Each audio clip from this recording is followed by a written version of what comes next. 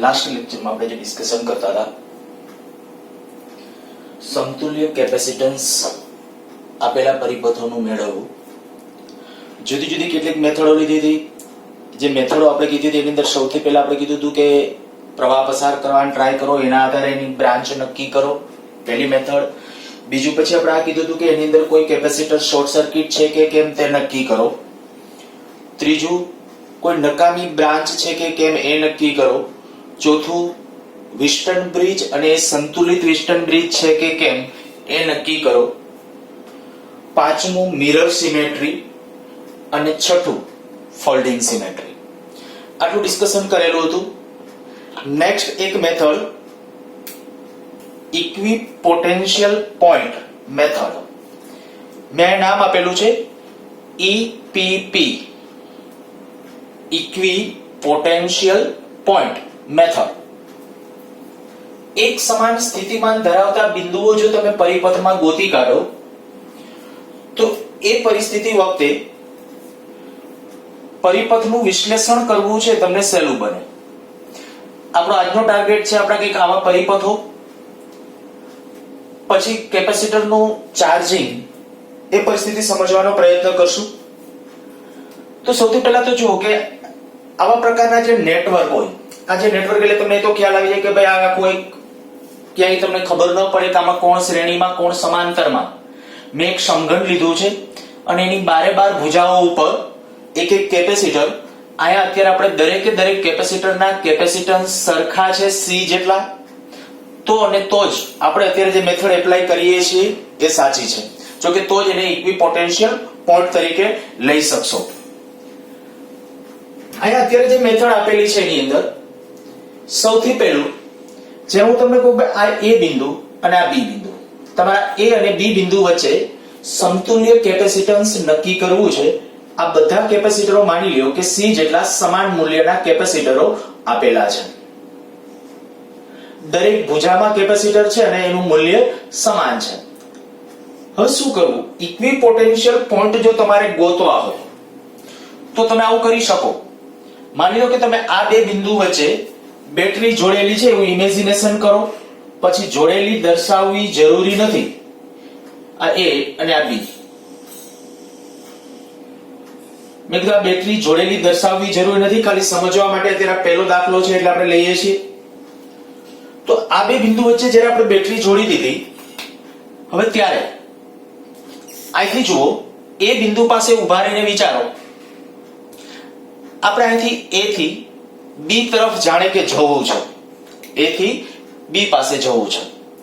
કેટલા માર્ગ છે? તો કે 3 માર્ગ. આ એક, અહીંથી આ બે, એટલે અહીંથી 3 બ્રાન્ચ પડે. પછી કદાચ આગળ જતા વળી પાછી નવી બ્રાન્ચ પડતી હોય એ હોઈ શકે. પણ દાખલા તરીકે એમાંનું કોઈ એક બિંદુ હું અહીંયા પસંદ કરું. અહીંયા છે ને, અચ્છા ચાલો આ બિંદુને હું જી નામ આપી દઉં છું. આપણે એ અને જી વચ્ચે સમતુલ્ય શોધવું છે. નામ આપી દઉં છું બી, અહીંયા કહું છું સી, આ ડી, આ ઈ, એફ, જી અને એચ. જો આવું છે તો હવે આપણે શું નક્કી કરવાનું છે કે આ એ થી, દાખલા તરીકે હું અહીંયા આમ ચાલ્યો આ બી બિંદુ પાસે ઉભો રહી અને એ બિંદુ તરફ એ જો અને જી બિંદુ તરફ એ જોવાનું. જો અહીંથી બી પાસે ઉભા રહે અને એ તરફ જોઈએ તો વચ્ચે એક સી કેપેસિટર આવે છે. અને એવી રીતે આપણે કહી શકાય કે ભાઈ અહીંથી જ્યારે તમે જી તરફ જુઓ ત્યારે ઓછામાં ઓછા કેટલા આવે છે? 2. ઓછામાં ઓછા 2. આ 1 અને આમ 2. તો કે આ સર્કિટની અંદર એવા બધા બિંદુ ગોતી કાઢો, એવા બધા બિંદુ ગોતી કાઢો કે જ્યાં ઉભા રહીને એ તરફ જોતા એક કેપેસિટર આવે રસ્તામાં અને જી તરફ જોતા 2 કેપેસિટર આવે. જો એક બિંદુ દાખલા તરીકે કહું તમને જી, સોરી ડી, તો ડી બિંદુ પાસે ઉભા રહીને વિચારો તો કે એ તરફ જતા એક કેપેસિટર, આમ 2 કેપેસિટર. એવી રીતે ઈ બિંદુ જુઓ, ત્યાં એ તરફ જોતા એક કેપેસિટર આવશે, એટલે એ તરફ આમ જતા જાણે કે એક કેપેસિટર આવશે અને આમ. તો આ બધા બિંદુ છે ને સિમેટ્રિકલ છે. બીજી અર્થમાં કહું તો જો આ બધા કેપેસિટરો સરખા છે તો જ, બધા કેપેસિટરો સરખા છે તો આ બધા બિંદુનું સ્થિતિમાન કેવું છે? સમાન. માની લ્યો કે એનું સમાન સ્થિતિમાન છે ને x છે બરાબર. અહીંયા સ્થિતિમાન અહીંયા આપણે 20 વોલ્ટની બેટરી કહી દઈએ, આ 20 વોલ્ટની બેટરી હોય તો અહીંયા સ્થિતિમાન 0, અહીંયા 20 વોલ્ટ, અહીંયા x કહી દઉં છું તો અહીંયા x, અહીંયા x. બીજું ચાલો આ બિંદુએ આવો, અહીંથી જુઓ તો G તરફ એક કેપેસિટર આવે છે, જ્યારે આમ એ તરફ જોતા બે કેપેસિટર આવે છે. તો અહીંયા સ્થિતિમાન છે ને હું y ધારી લઉં કે ત્યાં સ્થિતિમાન y છે, કારણ કે એ તરફ જતા બે કેપેસિટરો આવશે અને આમ જતા છે એક કેપેસિટર આવશે. હવે આવા કેટલા બિંદુઓ છે કે જ્યાં એ તરફ જતા, તો જો આ F બિંદુ, તો ત્યાં જુઓ આ એ તરફ આમ બે કેપેસિટર, G તરફ તો આ સ્થિતિમાન કહી દો y. એવી રીતે આ H પાસે જુઓ તો આમ આવશે બે કેપેસિટર, આમ આવશે એક, તો આ સ્થિતિમાન y. જો બધા બિંદુઓ કવર થઈ ગયા, બધાના સ્થિતિમાન તમને મળી ગયા. હવે શું કરો, આનો સિમ્પ્લિફાય પરિપથ દોરો. જો સિમ્પ્લિફાય પરિપથ એટલે શું, તો કે આની અંદર આપણે કેટલા સ્થિતિમાન v, 0, x અને y, તો હું આમ ડ્રો કરું છું. આ v, અહીંયા 0, જેમ જેમ અનુભવ થશે એમ તમને થોડા આમ અંદાજે આવતો રહેશે. અત્યારે હું તમને કહું સીધું સિમ્પલી, જો અત્યારે અહીંયા આ પરિપથને માની લ્યો કે હું આવી રીતે આમ તમને કમ્પ્રેસ કરવાનું કહું કે ભાઈ તમે એવું કરો કે આ xx વાળા છે ને બધા બિંદુઓ જાણે કે ભેગા કરી દો. જો તો તમે આમ ઇમેજિનેશન કરી શકશો, xx વાળા બધા બિંદુઓ જ્યારે ભેગા કરી દો તો a અને b વચ્ચે કેટલા કેપેસિટર આવી જશે? આ a અને x વચ્ચે 3 કેપેસિટરો થઈ જશે. એવી રીતે x અને y વચ્ચે આવશે, x અને y વચ્ચે કેટલા? 1 2 3 સોરી 1 2 એ થાય આ 3, એવી રીતે અહીંયા 4 5 અને 6, બરાબર. ટોટલ 6 કેપેસિટરો. ક્યાં 6 થયા જોજો, હજી ફરીથી હજી આ નક્કી કરી લેશો એટલે ઓટોમેટિક તમને આમે ખ્યાલ આવી જશે. x અને y વચ્ચેનું એક, આ 2, આ 3, આ 4, આ 5 અને આ 6. આ x અને y વચ્ચેના 6 કેપેસિટરો થયા.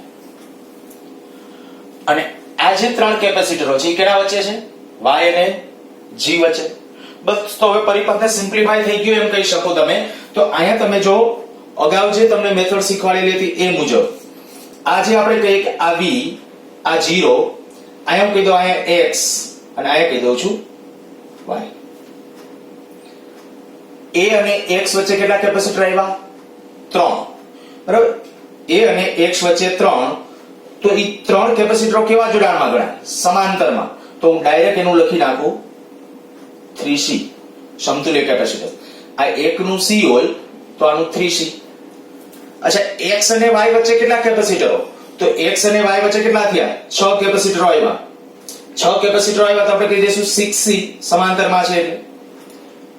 અને પાછા y અને o એટલે કે 0 વચ્ચે, y અને 0 વચ્ચે ત્યાં આવશે 3 કેપેસિટરો. આ તો આ 3 એટલે આ 3c. બસ આટલો પરિપથ સિમ્પલ થઈ ગયો. અને જો આનું તમારે ઇક્વિવેલન્ટ ગણવું હોય તો આમ કહી શકો 1/c ઇક્વિવેલન્ટ શ્રેણીમાં છે એટલે 1/3c + 1/6c + 1/3c. જ્યારે લસાઅ લઈ લેશો 6c એટલે અહીંયા 2 આવશે, અહીંયા 2 આવશે, 2 2 5 એટલે 5/6c, અર્થાત કે c ઇક્વિવેલન્ટ બરાબર તમારા પાસે આન્સર આવી ગયો 6c/5. ખૂબ કામની મેથડ છે ઇક્વિપોટેન્શિયલ પોઈન્ટ, બરાબર. મેથડ મેં કીધું એ પ્રમાણે જે રીતે વિચારતા આપણે વિચારેલી કાઢેલી એવી મેથડ છે. તમે તમારી રીતે જે રીતે અનુકૂળતા આવે એ પ્રમાણે યાદ રાખવાની છો. પણ મેં કીધું આવા જ્યારે લાંબા પરિપથો દેખાય ને ત્યારે તમને સાદા શ્રેણી સમાંતર કોઈ રીતે કામ નહીં આવે. ત્યારે ફરજિયાત કાં તો એની જે બીજી મેથડો, જે લાંબી મેથડો છે એનો ઉપયોગ કરવો પડશે, અને કાં તો આવી આ મેથડ ઇક્વિપોટેન્શિયલ પોઈન્ટ જે મેં કીધું એટલે હવે આપણે આ મેથડનું નામ ઈપીપી આવું રાખશું. અને જ્યારે હું આમ કહું કે ભાઈ ઈપીપી મેથડ પ્રમાણે એટલે સમજી જવાનું કે ભાઈ ઇક્વિપોટેન્શિયલ પોઈન્ટ આ મેથડની કંઈક આપણી વાત છે. અચ્છા, બીજો એક બાજુમાં મેં આ એક સર્કિટ આપેલો છે કે જેની અંદર પાછું આ સમઘન છે, 12 કેપેસિટરો છે. માની લ્યો કે એમાં તમને આમ કહું, અહીંયા બિંદુ લઈ લઉં છું, આ a, આ b, c, d, e, f, g અને h. આપણે દાખલા તરીકે ધારી લ્યો કે a અને c વચ્ચે હવે સમતુલ્ય શોધવું છે, બરાબર. આપણો ટાર્ગેટ આ છે c ઇક્વિવેલન્ટ, પણ કેની વચ્ચે? તો કે c ઇક્વિવેલન્ટ ગણવું છે a અને c વચ્ચે. આમાં કેના વચ્ચે ગણ્યું હતું? A અને G વચ્ચે. હવે જો A અને C બિંદુ વચ્ચે ઇક્વિવેલન્ટ ગણવું હોય અહીંયા પાછી પ્રોસેસ વિચારવાની આપણે ઇક્વિપોટેન્શિયલ મેથડ વાળી મેથડ પ્રમાણે જો પરિપથો થોડા મેં કીધું કે પ્રેક્ટિસ કરવાથી જ આવડશે. તો આપણે માની લઈએ કે ભાઈ અહીંયા અત્યારે આ મેથડ પ્રમાણે જ્યારે આગળ વધવું છે ત્યારે આની અંદર સૌથી પહેલા તો જાણે કે એ બે બિંદુ વચ્ચે બેટરી છે એવું ઇમેજિનેશન કરો. તો આ બે બિંદુ વચ્ચે બેટરી છે તેવી પરિસ્થિતિ વિચારી લીધી. હવે આ એ બિંદુ છે ત્યાંનું સ્થિતિમાન અહીંયા દાખલા તરીકે 20 વોલ્ટની બેટરી હોય તો અહીંયા સ્થિતિમાન 0, અહીંયા સ્થિતિમાન 20 વોલ્ટ. હવે જો અહીંયા V છે હું અહીંયા B બિંદુએ સ્થિતિમાન નામ આપી દઉં છું એક X સ્થિતિમાન. હવે જુઓ જોઈએ X એટલે B બિંદુ પાસે ઊભા રહીને જુઓ કે A તરફ જાઓ અને C તરફ જાઓ. કેટલા કેપેસિટર આવે? તો કે A તરફ જતા એક, C તરફ જતા એક. તો આમાં એવા બિંદુ ગોતી કાઢો કે જ્યાં એવી કન્ડિશન આવતી હોય કે જ્યાં ઊભા રહીને A તરફ જોતા એક કેપેસિટર દેખાય અને C તરફ જોતા પણ એક કેપેસિટર દેખાય. તો કે એક બિંદુ D છે, કહી દો ત્યાં સ્થિતિમાન X. અચ્છા એવી રીતે માની લો કે હું અહીંયા E બિંદુએ ઊભો રહું તો A તરફ જોતા એક કેપેસિટર પણ આમ 3. તો એવા એક બિંદુ છે જુઓ જો આની અંદર તો એક પણ બિંદુ એવું નથી.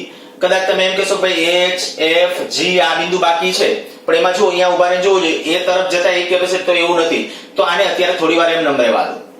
ચાલો પછીના બિંદુ H પાસે આવી જાઓ. H પાસે ઊભા રહીને જુઓ શું કન્ડિશન દેખાય છે. તો કે જો H પાસે ઊભા રહી અને ત્યાં જોશો તો આપણે કહી શકીએ કે ભાઈ આમ બે કેપેસિટરો આમ પણ બે કેપેસિટર દેખાય છે. બે તરફ બે કેપેસિટર છે એવું બીજું કોઈ બિંદુ છે? તો કે હા આ F જુઓ આમ જોશો બે કેપેસિટર આમ જોશો બે કેપેસિટર. તો આ બેના સ્થિતિમાન માની લ્યો કે y જેટલા સમાન છે. આના સ્થિતિમાન એ y જેટલા સમાન છે. અચ્છા હજી એક બિંદુ બાકી રહ્યું G. જો એના જેવું પાછું એકેય બિંદુ નથી. તો આપણા પાસે આ બે બિંદુને એક ભેગા કરી શકાય એવો એક રસ્તો છે. બીજો આને ભેગા કરી શકાય એવો રસ્તો છે. આના સ્થિતિમાન તો કંઈક જુદા ધારવા પડશે. A અને C વચ્ચે સમતુલ્ય નક્કી કરવું છે. આના જેટલો સિમ્પલ નથી પણ છતાંય જો આને તમે જાણે કે આખું એક બોક્સ છે આવું માની લ્યો કે આવું એક ખોખું છે બોક્સ છે એમાં તમારે આવી રીતે આ પ્રોસેસ કરવાની છે કે આ બે બિંદુ એક થઈ જાય એવી રીતે દબાવી દો એટલે આ બે બિંદુ એક થઈ જશે અને આમ દબાવી દો અને જે પ્રકારે તમે સર્કિટ ઇમેજિનેશન કરી શકો ને એ પ્રમાણે આ બિંદુ મૂકી અને એને ડ્રો કરવાનો ટ્રાય કરો. જો હું શું કરું છું તો કે આ A બિંદુ આ બેને દબાવશો એટલે બે ભેગા થઈ જશે. અહીંયા X અને અહીંયા O. હવે એ વખતે અહીંયા G કાંઈ ઉપર રહેશે. આ G અહીંયા Y અને અહીંયા E. જો મેં શું કરવાનું કીધું છે તમને આ પ્રોસેસ કરવાનું કીધું છે કે ભાઈ આ જે સમાન સ્થિતિમાન ધરાવતા બિંદુ છે એને ભેગા કરવાના છે. જો સમાન સ્થિતિમાન ધરાવતા બિંદુ એટલે x x ભેગા થાય આ y y ભેગા થાય એટલે આખો આ ડબ્બો કયો તો ડબ્બો એ આમ દબાઈ જશે. બરાબર એ દબાઈ જાય અને જે પરિસ્થિતિ થાય એની પરિસ્થિતિ મેં અહીંયા અત્યારે દર્શાવેલી છે. હવે જુઓ જોઈએ a અને x વચ્ચે કેટલા કેપેસિટર છે તો a અને x વચ્ચે કેટલા આ 1 આ 2. a અને x વચ્ચે બે કેપેસિટર છે તો અહીંયા હું કેપેસિટન્સ કહી દઉં છું 2c. આ 2c. x અને c વચ્ચે જુઓ x અને c અહીં c x અને c વચ્ચે કેટલા 2 2c. બીજું જુઓ a અને e વચ્ચે તો કે a અને e વચ્ચે 1 આ c. અચ્છા એવી રીતે બીજા બિંદુ ગોતો e અને y વચ્ચે e અને h વચ્ચે. બરાબર આ બધું આ e અને y આ તમે જોઈ શકો છો આપણે આ બિંદુ નામ આપ્યું y તો e અને y એના વચ્ચે કેટલા બે કેપેસિટરો આ 2 2c. y અને g વચ્ચે વિચારો આ y અને g બે કેપેસિટરો 2c. એવી રીતે G અને 0 અથવા તો O અહીંયા આપણે 0 ના સ્થિતિમાન લખ્યા છે તો 0 લખી નાખું છું અને અહીંયા V લખી નાખું છું. ગમે તે નામ એની સાથે કઈ લેવા દેવા નથી. ચાલો અહીંયા જે આપણે કીધું કે આ એક કેપેસિટર C, છતાંય ગણી લેવાના આ 2 4 6 8 ને હજી 10 થયા, 10 થયા, હજી ખૂટે છે. એનો અર્થ કે x અને y વચ્ચે જુઓ, x આ x હતું સ્થિતિમાન, આ y, આ x અને y ની વચ્ચે 2. હવે તમારો ટાર્ગેટ છે કે તમારે આ બે બિંદુ વચ્ચે સમતુલ્ય મેળવવું છે. આ બિંદુ આપણું C હતું, બરાબર, આનું બીજું નામ કહું તો અહીંયા C, આ જે છે A અને C વચ્ચે સમતુલ્ય મેળવવું હતું. હવે જુઓ જે આમાં પરિપથમાં તમને આ ખ્યાલ આવી જશે કે આ પરિપથ કેવા પ્રકારનો છે. અગાઉ જે વિશ્લેષણ શીખવાડેલા છે એમાંના કોઈ પરિપથ સાથે મેચ થઈ જશે. કઈ રીતે મેચ થઈ જશે? જુઓ, અહીંથી જાઓ, અહીંયા પહોંચવાનું છે, અહીંથી બે બ્રાન્ચ, ઈ બે બ્રાન્ચ અહીંયા ભેગી થશે, પણ વચ્ચે ફાટા પડીને અહીંયા ભેગા થાય છે. હવે એ વખતે આ બે નું જો પેલા સમતુલ્ય મેળવી નાખો, આ જેટલું થશે ને એટલું જ આ થશે. જુઓ જોઈએ, તો વિસ્ટર્ન બ્રિજ સંતુલિત થઈ જશે. કઈ રીતે? તો કે આ ભુજાનો અવરોધ બરાબર આ ભુજાનો અવરોધ, જો આ ભુજાનો અવરોધ અને આ ભુજાનો અવરોધ એટલે આના છેદમાં અવરોધ નહીં, સોરી, કેપેસિટન્સ, આના છેદમાં આનું કેપેસિટન્સ બરાબર આના છેદમાં આનું કેપેસિટન્સ થાય તો આપણે શું કીધું હતું? આ વચ્ચેના કેપેસિટરનો કોઈ રોલ નથી. તો આ વચ્ચેનું કેપેસિટર પછી ઉડાડી દો, આને ઉડાડી નાખ. વચ્ચેના કેપેસિટરને જ્યારે ઉડાડી દેશો ત્યારે હવે પાછો પરિપથ પાછો એનાથી થોડું સિમ્પલ બની ગયો. આને ઉડાડી દીધું પછી પરિપથ એનાથી સિમ્પલ બની ગયો. કઈ રીતે આમાં તમે વિચારશો તો કે હવે તમને ખબર પડી આ કેટલું 3C, અહીંયા કઈ નથી. હવે આ 3C, ઈ બે કેવા જોડાણમાં? શ્રેણીની અંદર. 3C શ્રેણીમાં, તો એનું સમતુલ્ય કેટલું થશે? 3C/2. આ થઈ ગયું 3C/2. અચ્છા, અહીંયા 2C, અહીંયા 2C, ઈ બે એકબીજા સાથે કેવા જોડાણમાં? શ્રેણીમાં. અને જો શ્રેણી જોડાણમાં છે તો એનું સમતુલ્ય કેટલું થશે? C. એનું સમતુલ્ય થઈ જશે C, અને આ A અને આપણું B બિંદુ.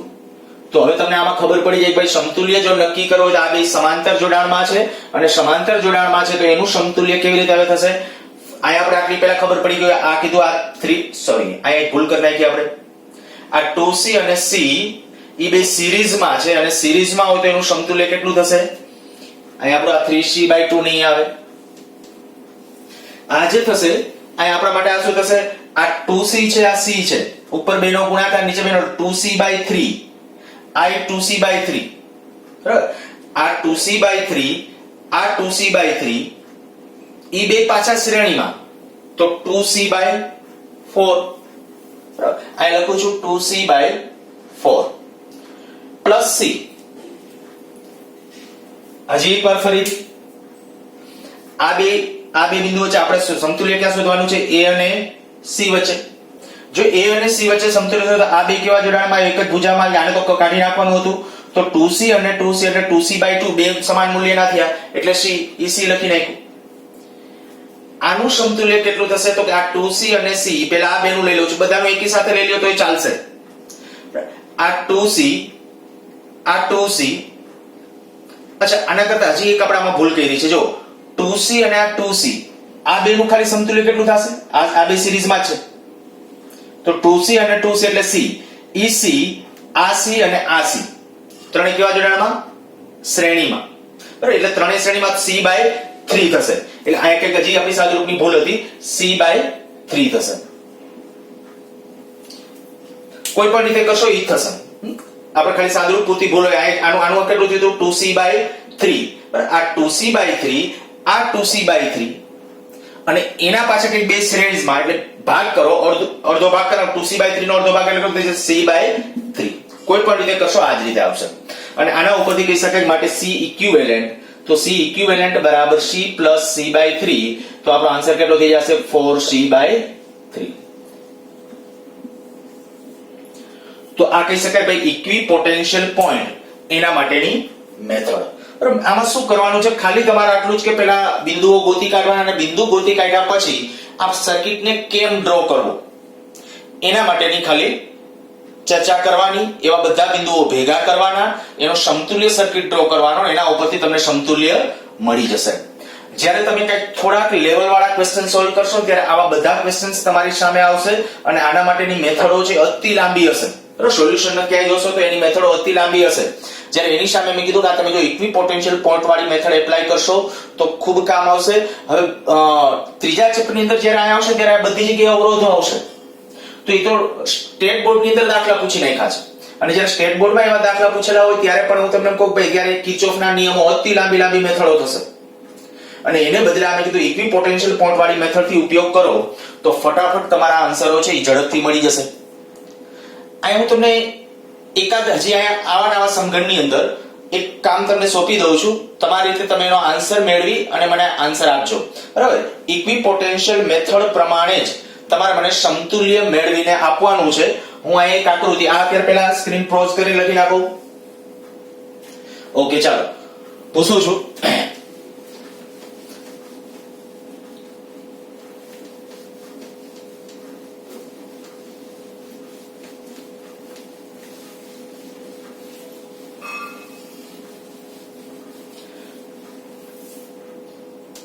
આમાં હું તમને આપી દઉં છું. આ x કાઢી નાખું છું, ત્યાંથી આ y કેન્સલ કરી નાખું છું. જે બિંદુઓ હતા એના એમનેમ જ અહીં a બિંદુ, આ b, આ c, d, e, f, g, h. તો આમાં એક તમે મને નક્કી કરી આપજો a અને b બિંદુ વચ્ચે, બરાબર, a અને b બિંદુ વચ્ચે આ બે બિંદુ વચ્ચે બેટરી જોડી અને ઇક્વિપોટેન્શિયલ મેથડ અથવા બીજી કોઈ લાંબી મેથડ, ધીમે ધીમે હું એ પણ મેથડો તરફ પછી આગળ જઈને જશું. એમ અત્યારે જે મારે તમને શીખવાડવાનું હતું મેથડોની અંદર એટલે ઇક્વિપોટેન્શિયલ મેથડ તો એના પ્રમાણે, તો એ પ્રમાણે એક પ્રયત્ન કરજો ભાઈ a અને b વચ્ચે સમતુલ્ય જ્યારે ઇક્વિપોટેન્શિયલ મેથડ પ્રમાણે ગણવું હોય થોડુંક અઘરું છે, પણ પ્રયત્ન કરજો એટલે ચોક્કસ થશે. ઇક્વિપોટેન્શિયલ પોઈન્ટ ગોતી લેવાના. હું સેજે આમાં હિન્ટ નથી આપતો, આન્સર તમારો જે મળે એ પાછો કમેન્ટ બોક્સમાં છે એ કમેન્ટ કરજો, ત્યાં ડિસ્કશન કરશું. Okay, next.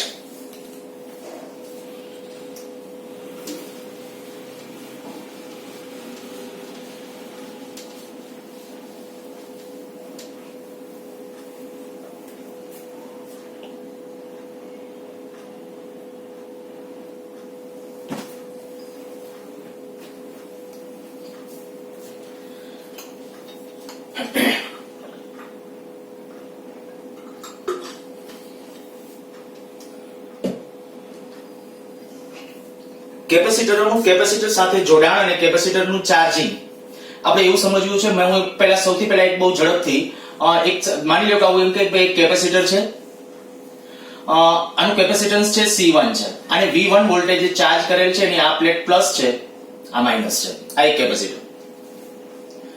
હવે આપણે આવું કહીએ કે આ કેપેસિટરને જ્યારે હું બીજા કેપેસિટર સાથે પેરેલલમાં જોડું, બીજા કેપેસિટર સાથે પેરેલલમાં, દાખલા તરીકે આનું કેપેસિટન્સ C2 છે અને V2 વોલ્ટેજ ચાર્જ કરેલો છે, અને આ કોઈક એક સ્વિચ મૂકેલી છે માની લઈએ કર.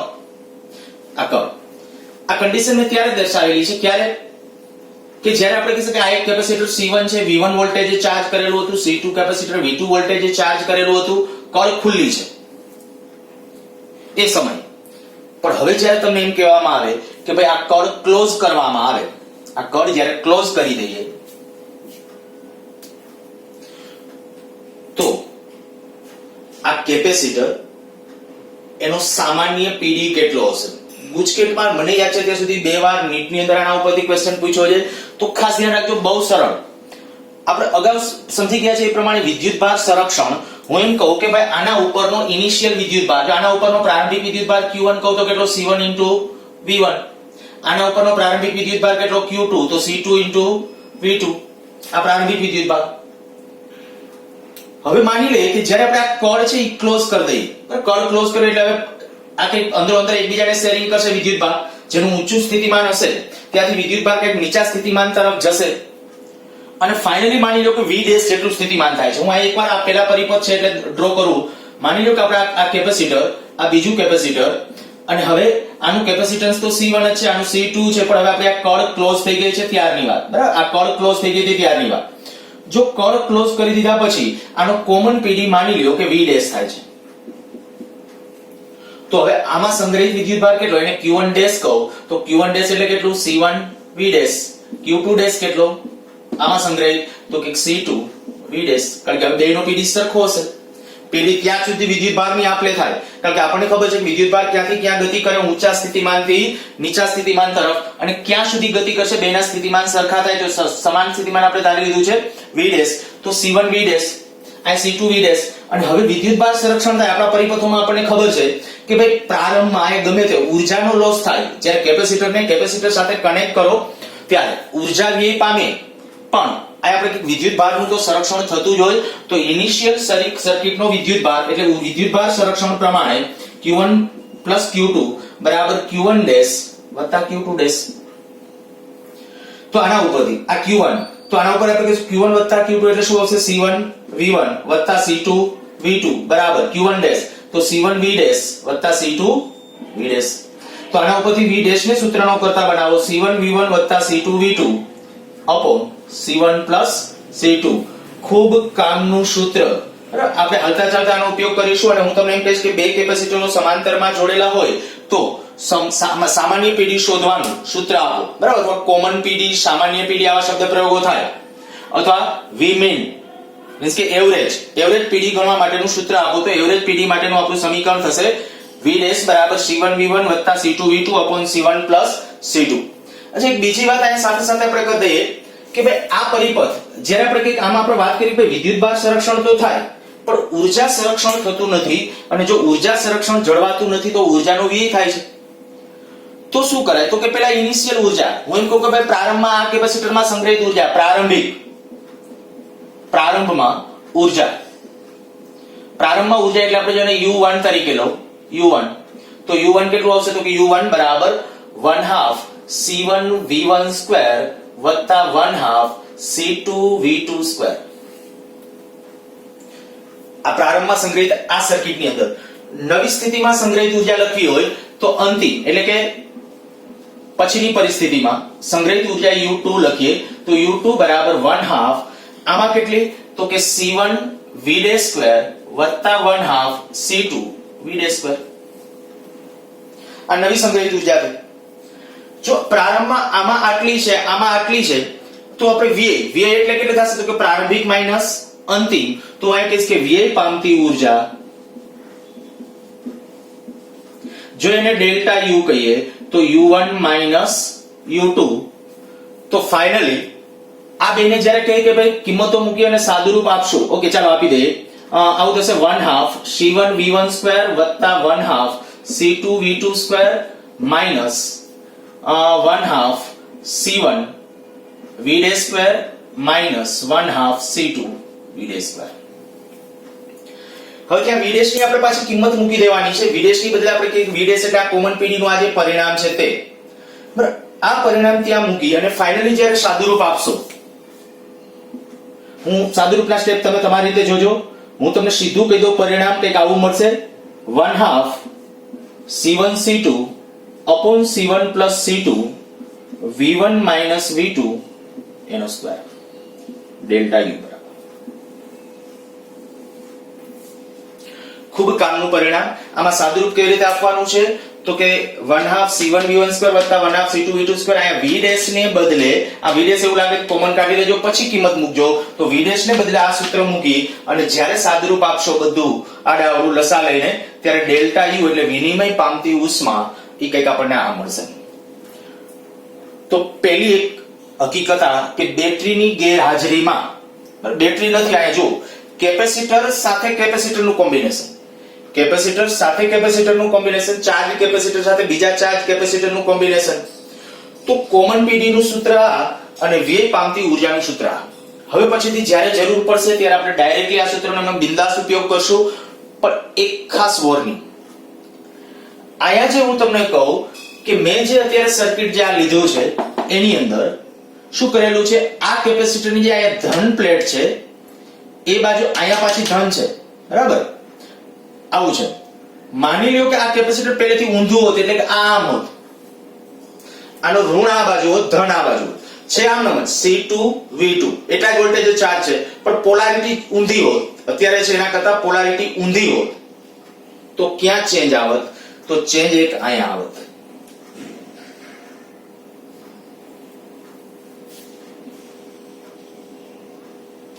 તમારે ટ્રાય કરવી હોય તો પ્રૂવ કરજો. આ જગ્યાએ સાઇન ચેન્જ કરી નાખશો, આન્સર આવી જશે. ખાસ મેં કીધું તમારે યાદ રાખવાના છે આ પરિણામો. સામાન્ય પીડી શોધવાનું સૂત્ર, ને આ તો ડાયરેક્ટલી સરળતાથી આ જે પ્રોસેસ કરી એના ઉપરથી તમને મળે જ કોમન પીડી નું સમીકરણ. અહીંયા ક્યારે પ્લસ લેવાનું ક્યારે માઇનસ લેવાનું ખબર પડી ગઈ બધાને. અહીંયા ખાલી તમારે આટલું જ કરવાનું છે. જો પોલારિટી ચેન્જ હોય એટલે વિરુદ્ધ હોય, ધન સાથે ઋણ, ઋણ સાથે ધન, એટલે બે કેપેસિટરો જ્યારે આપણે જોડાણ કરીએ છીએ તો એ વખતે અહીં કોમન પીડી આવશે C1 V1 C2 V2 upon C1 plus C2. અને સામે અહીંયા કહે કે ભાઈ જ્યારે વિનિમય પામતી અથવા વ્યય પામતી ઉર્જાની જે વાત છે તો વ્યય પામતી ઉર્જામાં અહીંયા થઈ જશે ત્યારે પ્લસ. આ સૂત્ર અત્યારે આ કન્ડિશન માટેના છે. અચ્છા, ગુજકેટની અંદર એમાં આવા પ્રશ્નો પૂછાયેલા છે. હવે સીધું તમને આમ કે જોજો, વિચારીને તમે આન્સર આપવાની ટ્રાય કરજો. એક 10 mF નું કેપેસિટર 50 વોલ્ટેજે ચાર્જ કરેલું છે. બીજું 100 mF નું કેપેસિટર 200 વોલ્ટેજે ચાર્જ કરેલું છે. આ બંને વિદ્યુત ભારિત કેપેસિટરોને એકબીજા સાથે સમાંતરમાં જોડવામાં આવે તો તેમનો સામાન્ય પીડી કેટલો હશે? અને ઉલ્લેખ ન કર્યો હોય, ખાલી એમ કે સમાંતરમાં એટલે આ જ અર્થ કરવાનો છે. બરાબર, પોલારિટી ચેન્જ કે એવું કંઈ નહીં. ફરીથી બોલું છું, એક 10 mF નું કેપેસિટર 50 વોલ્ટેજે ચાર્જ કરેલું છે, એક 100 mF નું કેપેસિટર 200 વોલ્ટેજે ચાર્જ કરેલું છે. તો બંનેને જ્યારે સમાંતરમાં જોડવામાં આવે તો એનો કોમન પીડી અથવા સામાન્ય પીડી કેટલો હશે? સીધું સૂત્ર લખી નાખવાનું. આ કેપેસિટન્સ આપ્યું તો મેં તમને 10, વોલ્ટેજ આપ્યા હતા 50 વત્તા C2 એટલે 100, 200 વોલ્ટેજે ચાર્જ કરેલું હતું છેદમાં C1 plus C2 અને સાદુરૂપ આપશે તો કોમન પીડી મળી જશે. અને એ જ દરમિયાન જ્યારે આપણે કંઈક આ કળ ચાલુ કરશું ત્યારે વ્યય પામતી ઉર્જા, તો એ વ્યય પામતી ઉર્જા પણ એ તમને આની મદદથી મળી જશે. તો ખાસ અહીંયા જે, અને હા એક બીજી વસ્તુ જે એક સાથે તમને એ પણ કદાચ આવું કહેવામાં આવે, ક્યારેક આવું પૂછે. આ તો અત્યારે આ સ્થિતિ છે. હું એક કેલ્ક્યુલેટિવ દાખલો લઈ અને એના ઉપરથી તમને સમજાવું. ચાલો,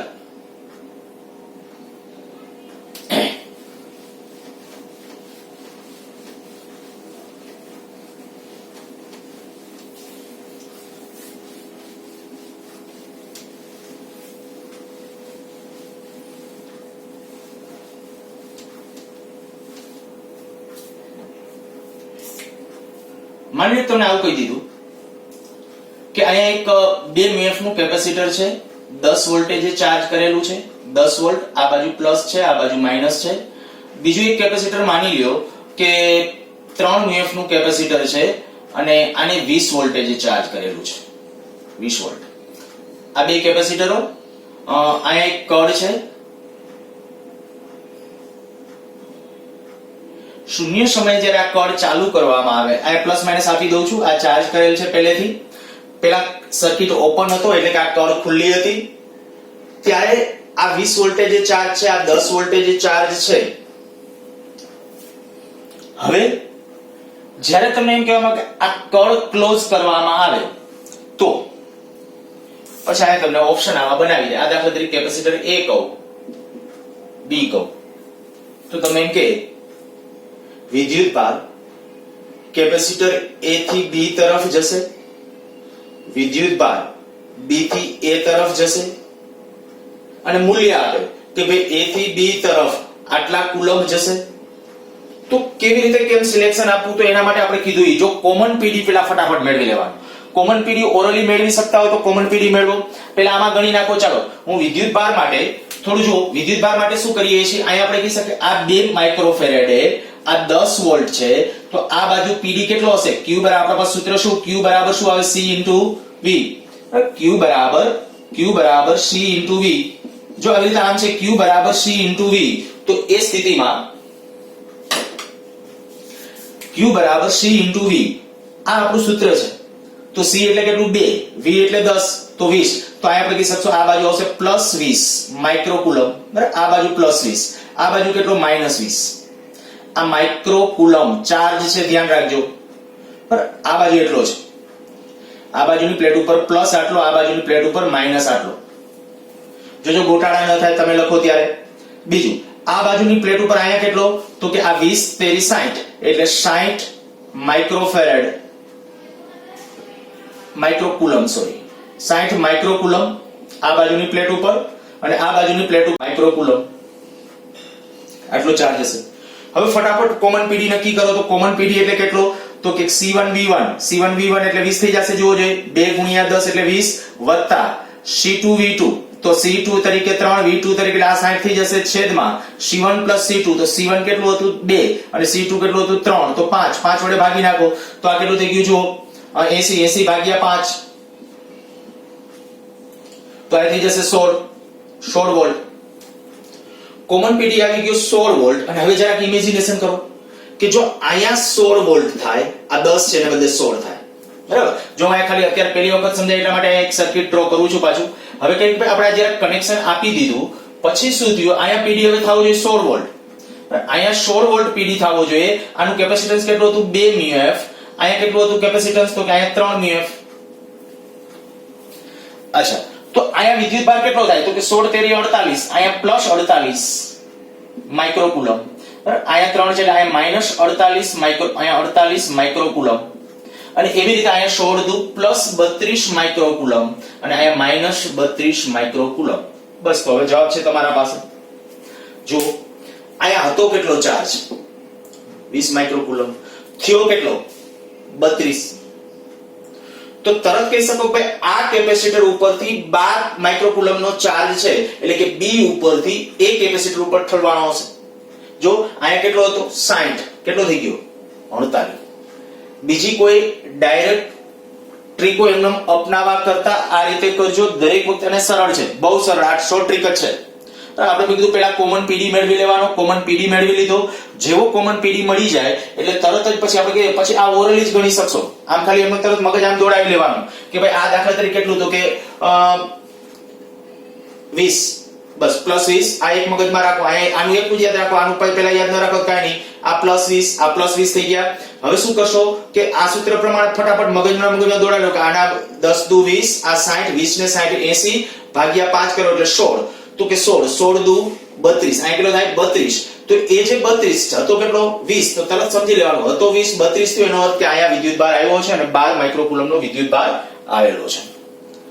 તો આવા કોઈ પણ વિદ્યુતભાર માટે જ્યારે બે કેપેસિટરને એકબીજા સાથે કનેક્ટ કરીએ તો વિદ્યુતભારની કેવી રીતે આપલે થશે, આ એના માટેની વાત થઈ. ઓકે, નેક્સ્ટ એનાથી હજી આગળ વધીએ. સ્ક્રીન પોઝ કરીને લખી નાખજો.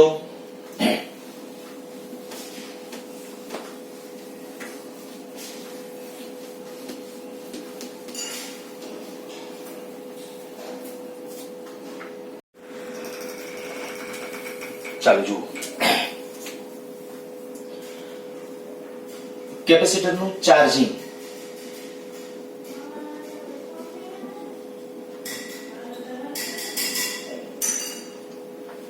આમ હેડિંગ એવું બાંધ્યું છે કેપેસિટરનું ચાર્જિંગ, પણ ક્યારે કેવી રીતે તો કે જ્યારે બેટરી સાથે કનેક્ટેડ હોય ત્યારે ચાર્જિંગ થાય તો વિદ્યુતભારિત કેપેસિટર હોય તો એના ઉપર નવો વિદ્યુતભાર કેવો આવે, વિદ્યુતભાર વિહીન કેપેસિટર હોય તો એના ઉપર નવો વિદ્યુતભાર કેવો આવે. આ બધું ડિસ્કશન આપણે કરવું છે. પણ આ જે કેપેસિટરનું ચાર્જિંગ છે ને એ ખરેખર આમ તો આમ કહેવાય કે બે પરિસ્થિતિ છે. એક સ્ટેડી સ્ટેટ પહેલાની. સ્ટેડી સ્ટેટ એટલે શું, હું પહેલા સમજાવું ખાલી આટલું કે માની લો કે આપણું આ કોઈ એક કેપેસિટર છે અને જ્યારે આપણે કઈક બેટરી સાથે જ્યારે કનેક્ટ કરશું, આ બેટરી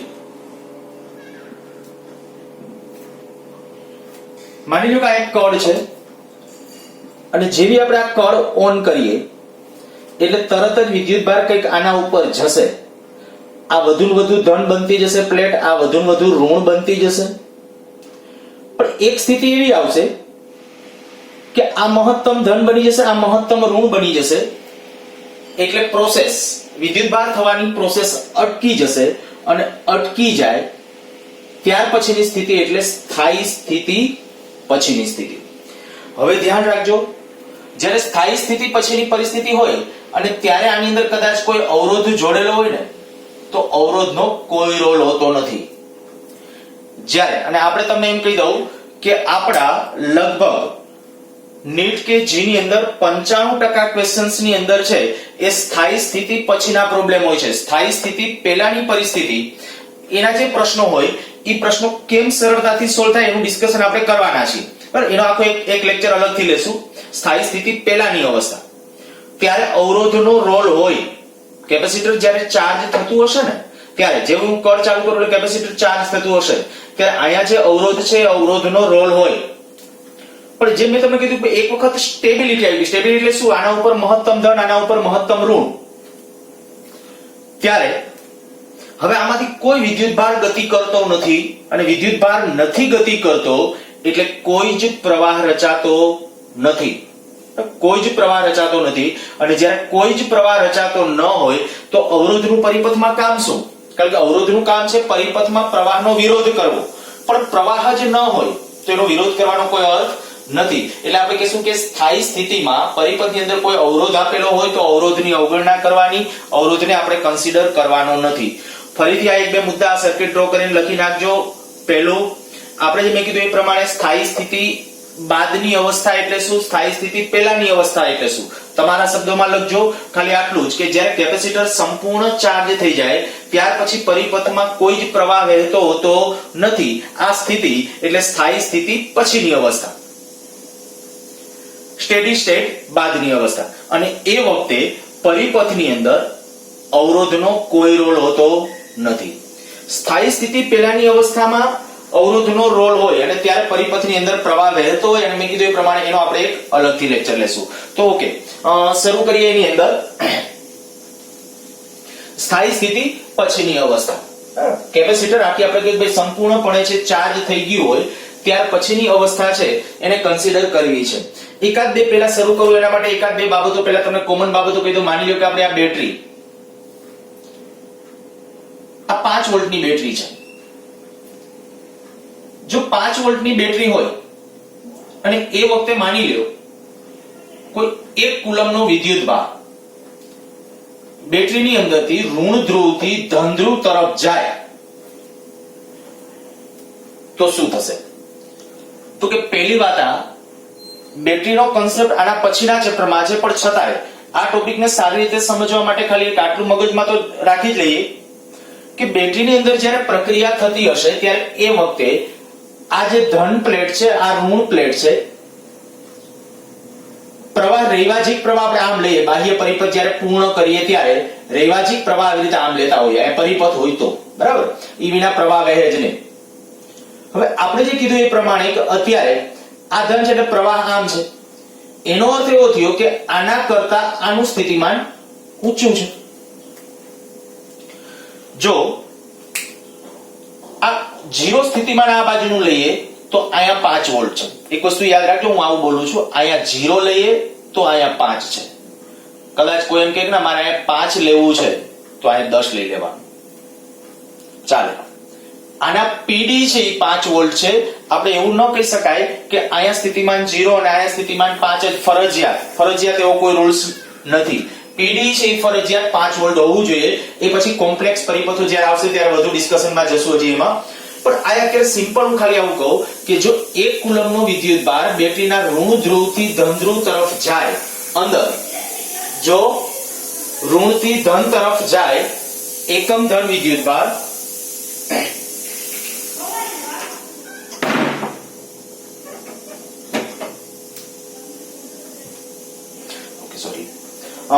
એકમ ધન વિદ્યુતભાર જ્યારે બેટરીના ઋણ ધ્રુવથી ધન ધ્રુવ તરફ જાય તો એ પરિસ્થિતિ વખતે અંદર બેટરીમાં અંદર રહેલા જે રાસાયણિક મસાલાઓ છે ને એ વિદ્યુતભારને ઊર્જા આપશે. એટલે અહીંથી જે વિદ્યુતભાર કેટલી ઊર્જા આપશે તો કે આપણે જે અગાઉ ઓલરેડી ઇક્વેશન ભણી ગયા W બરાબર Q into V, W બરાબર Q into V, આટલી ઊર્જા. તો અહીંયા Q એટલે વિદ્યુતભાર, તો વિદ્યુતભાર કેટલો 1, V કેટલો 5 વોલ્ટ, તો 5 જૂલ. મીન્સ કે એકમ ધન વિદ્યુતભાર જો આમાંથી આમાં પસાર થશે, બેટરીના ઋણ ધ્રુવથી ધન ધ્રુવ તરફ જશે, તો મારે એમ કેવું કે work done by battery, battery દ્વારા થતું કાર્ય, આપણે લખીએ બેટરી દ્વારા કાર્ય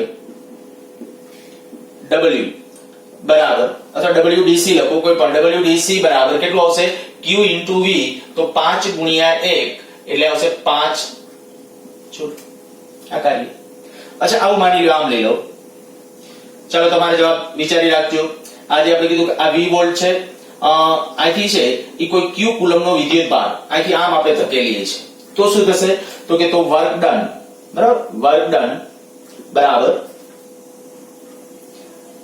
જો ધન વિદ્યુતભાર અહીંથી આમ નીકળશે તો એ પરિસ્થિતિ વખતે છે આપણે ઉર્જા ગુમાવશે અને પરિણામે શું થશે માઈનસ q * v.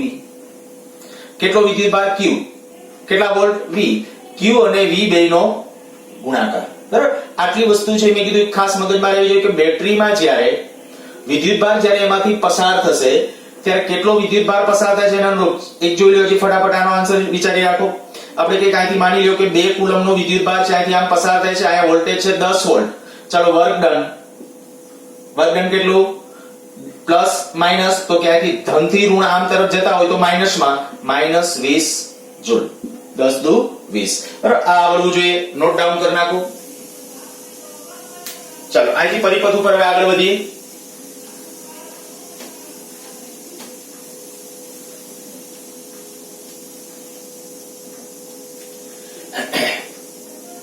માની લો કે આપણે કામ કહી દીધું તમને આ એક કેપેસિટર છે.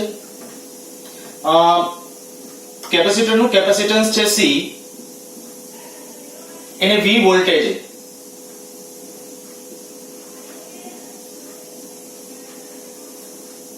V વોલ્ટેજની બેટરી સાથે આપણે એને કનેક્ટ કરેલું છે. જો આ એક કળ મૂકી દઈએ જેથી કરીને આપણે શૂન્ય સમયનો અંદાજ રહે. માની લો કે પ્રારંભમાં જે કેપેસિટર છે C કેપેસિટન્સ ધરાવતું કેપેસિટર, એને જ્યારે V વોલ્ટેજે ચાર્જ કરેલું છે. C કેપેસિટન્સ ધરાવતું કેપેસિટર એને પ્રારંભમાં કોઈ પણ આપણે V વોલ્ટેજે ચાર્જ કરવું છે, આવું સમજ. તો ત્યારે એ પરિસ્થિતિમાં આમાં વર્ક ડન કેટલું થશે એટલે કે બેટરી દ્વારા થતું કાર્ય કેટલું, પરિપથમાં કેટલી ઉર્જા સંગ્રહિત થશે તે, અને કેટલી હીટ જનરેટ થશે તે નક્કી કરવું છે. બહુ સરળ. સૌથી પહેલા હું એમ કહું કે ચાલો આ વિચારો કે જેવું આપણે આ કળ ક્લોઝ કરી દેશું, બરાબર, આ કળ ક્લોઝ કરી દેશું એટલે પછીની પરિસ્થિતિ વખતે આનું કેપેસિટન્સ મેં તમને C આપેલું છે. અહીંયા જે આપણે આ V વોલ્ટની બેટરી છે, આ આપણે જ્યારે કનેક્શન આપી દીધું V વોલ્ટ સાથે, તો આના બે છેડા વચ્ચે PD કેટલો, તો કે સમાંતરમાં PD સરખો હોય. જો સમાંતરમાં PD સરખો હોય, સમાંતરમાં PD સરખો હોય તો આના બે વચ્ચે PD V થશે. PD V થયો તો આની આ પ્લેટ ધન બનશે કારણ કે આ બાજુ ધન છે, આ બાજુ ઋણ છે. અચ્છા, આ પ્લેટ ઉપર કેટલો ધન ચાર્જ આવશે તો કે C * V, કારણ કે કેપેસિટન્સ C છે, વોલ્ટેજ કેટલા હતા V, આ બાજુ કેટલો -CV, બરાબર, આ બાજુ +CV, આ બાજુ -CV. પાછું 1 મિનિટ વિચારો. જો આ બાજુ +CV ચાર્જ આવ્યો હતો કેટલો 0, કઈ હતો જ નહીં. અહીં આપણે કહી શકાય કેપેસિટર ચાર્જ નહોતું, બે તટસ્થ પ્લેટ હતી.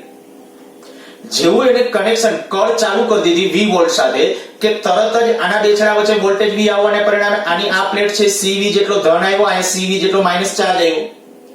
અને જો એવી કન્ડિશન આવે તો ખરેખર બેટરીમાંથી વિદ્યુતભાર આમ ગયો હશે કે આમ ગયો હશે, તો કે જોવો જોઈએ ધન વિદ્યુતભાર કેમનો ગયો છે. તમારે ધનને જ કન્સિડર કરાય. ધન વિદ્યુતભાર અહીંથી આમ ગયો હશે. આ બે પેલા તટસ્થ હતી, હવે આ ધન બની એટલે ધન વિદ્યુતભાર જાણે કે અહીંથી આમ ગયો હશે. કેલ્ક્યુલેશનમાં આપણે ગણતરીઓ સહેલી પડે એટલે ખરેખર થતું હોય બધું ઇલેક્ટ્રોનને કારણે થતું હોય છે. તો આપણે કહીએ ભાઈ ધન વિદ્યુતભાર અહીંથી આમ કરીને આમ ગયો હશે. કેટલો વિદ્યુતભાર ગયો હશે તો કે CV.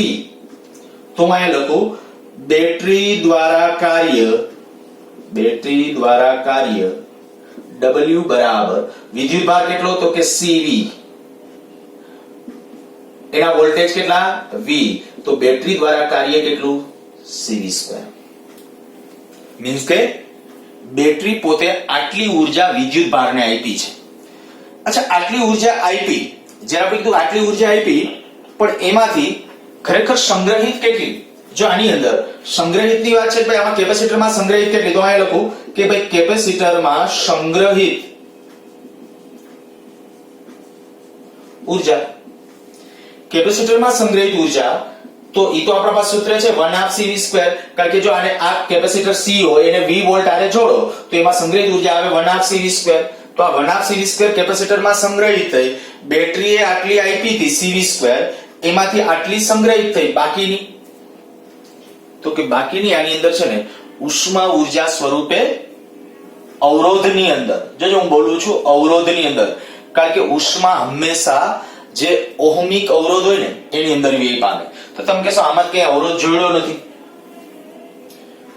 અવરોધ ન જોડ્યો હોય તો પણ જો કે પરિપથની સેફટી ખાતર અવરોધો જોડવામાં આવતા હોય છે, પણ અવરોધ ન જોડેલો હોય તો પણ આ જે તાર હોય ને, કનેક્ટિંગ વાયર્સ જેને કહું છું, એને પોતાનો અવરોધ હોય જ, અને એ અવરોધની અંદર વ્યય પામશે, તો આપણે કહીશું વ્યય પામતી ઊર્જા બરાબર કેટલી આવશે? 1/2 cv².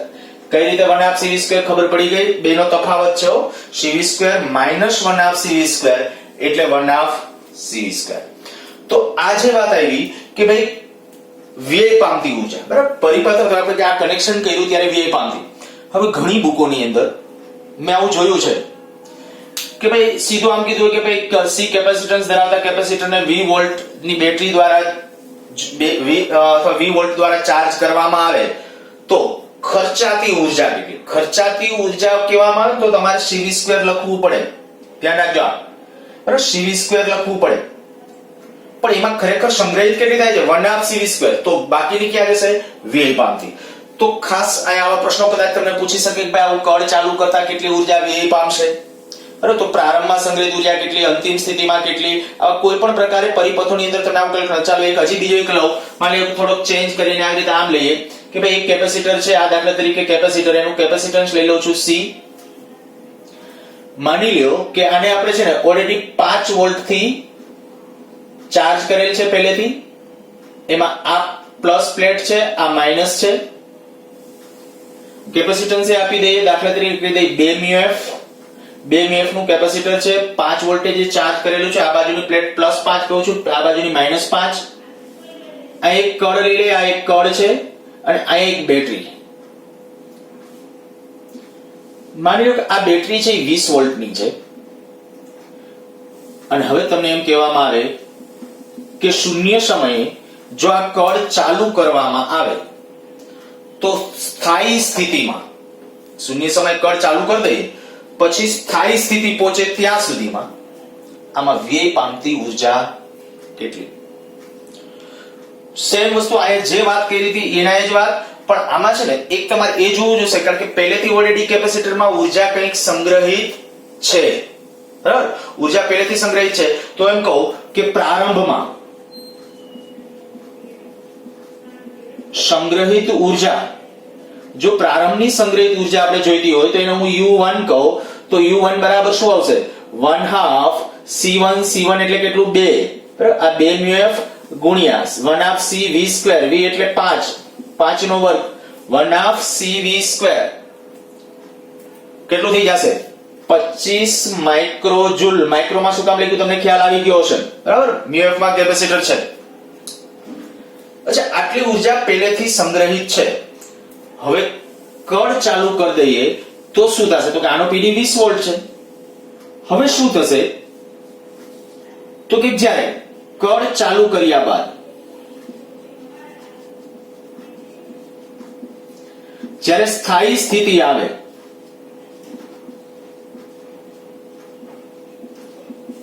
ત્યારે શું કન્ડિશન હશે? એનો સર્કિટ હું અહીંયા ફરીથી ડ્રો કરું છું.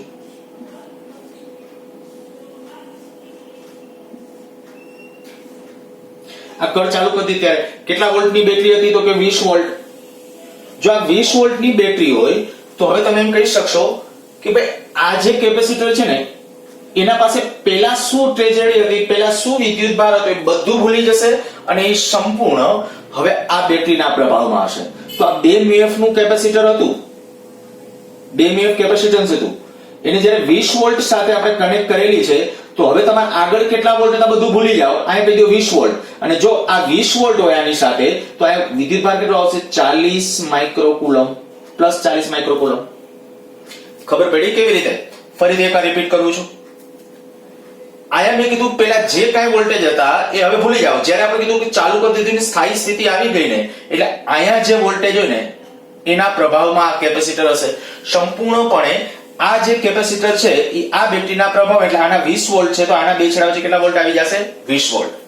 તો 20 વોલ્ટ આવી જાય તો આનો કેપેસિટન્સ છે 2 μF, અને આ બાજુની પ્લેટ ધન છે એટલે આ બાજુ ધન બનશે. તો આ ધન કેટલો? 20 * 40, તો 40 માઇક્રોકુલમ ધન, આ બાજુ 40 માઇક્રોકુલમ. અચ્છા, તો વર્ક ડન પેલા ગણી નાખીએ. વર્ક ડન, બેટરી દ્વારા થતું કાર્ય, બેટરી દ્વારા કાર્ય, એને હું W કહું. તો વિદ્યુતભાર કેટલો ફ્લો થયો ઈ ગણો. જો અહીંયા પેલા વિદ્યુતભાર હતો કેટલો, અહીંયા વિદ્યુતભાર કેટલો હતો, તો કે પ્રારંભમાં જ્યારે કળ ચાલુ નથી કર્યા ત્યારે આ 2 માઇક્રોફેરાડ નું કેપેસિટન્સ હતું, આ 5, તો 5 દુ 10 એટલે આ 10 માઇક્રોકુલમ નો ચાર્જ આ બાજુ હતો, અહીંયા -10 માઇક્રોકુલમ હતો પહેલેથી. હવે જેવું આ કળ ચાલુ કરી દીધી ને સ્થાયી સ્થિતિ આવી ગઈ એટલે હવે અહીંયા ચાર્જ કેટલો આવ્યો, 30 માઇક્રોકુલમ, સોરી 40 માઇક્રોકુલમ. તો વધારો કેટલાનો થયો, 10 હતો 40 આવ્યો તો વધારો કેટલાનો, 30 નો. બરાબર. તો charge flow through battery means કે 40 - 10 આ ચાર્જ છે, ધ્યાન રાખજો. વિદ્યુતભાર ગુણ્યા આના વોલ્ટેજ કરી નાખો તો એના વોલ્ટેજ કેટલા વોલ્ટ છે, 20 વોલ્ટ. 20 વોલ્ટ વડે ગુણી નાખો તો આ કેટલું થયું, આ થઈ જશે 30, તો આ 600 micro joule. Work done by battery 600 micro joule. અચ્છા, હવે અંતિમ સ્થિતિમાં સંગ્રહિત ઉર્જા એટલે હવે કહો કે અંતિમ સંગ્રહિત ઉર્જા U2 કહો તો 1/2 C કેટલું, તો કે C એટલે 2 μF અને V એટલે હવે વોલ્ટેજ કેટલા, 20, તો 400 માઇક્રો જૂલ. હવે થોડા હિસાબ કિતાબ માંડો. મારે વ્યય પામતી ઉર્જા ગણવી છે અને જો વ્યય પામતી ઉર્જા લખવી હોય તો વ્યય પામતી ઉર્જા બરાબર. અચ્છા, કેપેસિટરમાં હતી કેટલી પહેલેથી, 25. અંતિમ સ્થિતિમાં થઈ કેટલી, 400. વધારો કેટલાનો થયો, 375. 25 હતી 400 થઈ 400 માઇક્રોજૂલ, તો વધારો કેટલાનો ગણાય, 375 માઇક્રોજૂલ. 375 માઇક્રોજૂલ નો વધારો થયો, પણ ખરેખર બેટરી એ કેટલી ખર્ચેલી હતી, 600 માઇક્રોજૂલ. તો જો વ્યય પામતી તમારે ગણવી હોય તો વ્યય પામતી ઉર્જા માટે 600 માઈનસ 400 આ જે અંતિમ છે તે એમાંથી ઇનિશિયલ બાદ કરી નાખો તો આપણે થઈ જશે 600 માઈનસ 375 અને પરિણામે આપણો આન્સર આવશે 225 માઇક્રોજૂલ. એક ખાસ નોટ ડાઉન કરજો કે જ્યારે હીટ જનરેટ આવે, જે ઉત્પન્ન થતી ઉષ્મા ગણો ને ત્યારે એ આન્સર કોઈ દી માઇનસમાં ન આવે. ક્યારે માઇનસમાં આવે તો સમજવાનું કે આપણે કંઈક લોચો મારેલો છે. રિયલ સ્થિતિ આટલી જ. આવું કરતું રહેવાનું. પ્રારંભિક ઉર્જા ગણવાની, અંતિમ ઉર્જા ગણવાની અને વર્ક ડન બાય બેટરી ગણવાનું. અને પછી એક કામ કરીએ, આપણે એક આવું સૂત્ર બનાવી નાખીએ. સૂત્ર શું, તો કે વ્યય પામતી ઉર્જા જ્યારે કેપેસિટરને બેટરી સાથે કનેક્ટ કરો ત્યારે, બરાબર, વ્યય પામતી ઉર્જાનું સૂત્ર, તો વ્યય પામતી ઉર્જા બરાબર, ઓકે, સૂત્ર અહીં લખી નાખું છું. આ લખી નાખો પેલા, ચલો 1 2 3.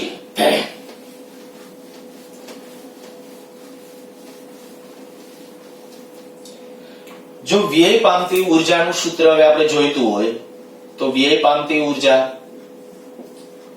બરાબર હું લખીશ work done by battery minus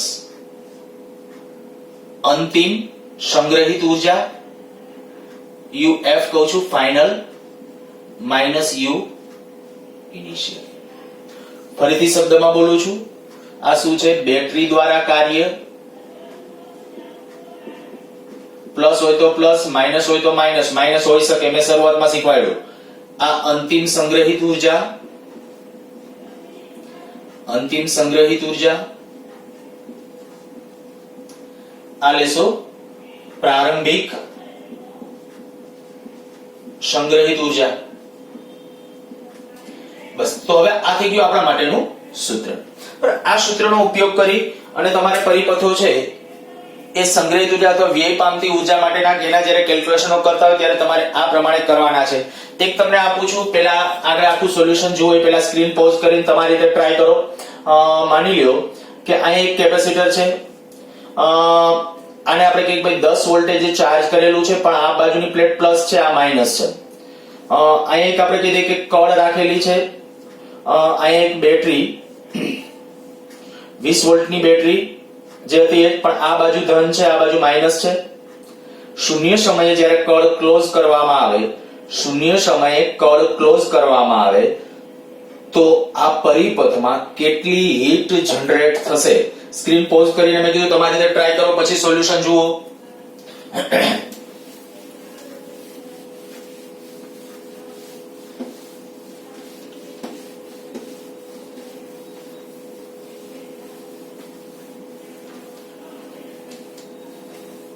ચાલો જો હું અહીંયા ગણું છું.